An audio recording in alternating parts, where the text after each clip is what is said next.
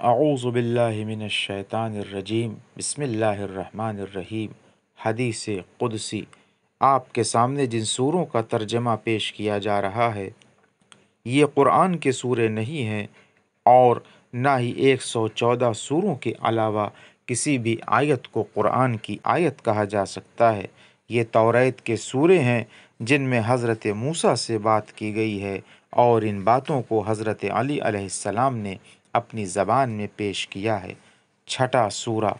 آدم کے بیٹے، میں نے تجھے اس لیے نہیں بنایا ہے کہ اپنی تعداد کی کمی کو زیادتی میں بدل دوں، یا اپنی گھبراہٹ کے لیے دل لگنے کا سامان کر لوں، یا کسی کام کے کرنے میں کمزور ہوں تو طاقت کا انتظام کر لوں، یا تجھ سے کوئی فائدہ حاصل کر لوں، یا کسی خطرے سے بچاؤ کر لوں۔ میں نے تجھے اس لیے پیدا کیا ہے کہ ہمیشہ میری عبادت کرتے رہنا، اور صبح و شام میری پاکیزگی کی تسبیح پڑھتے رہنا۔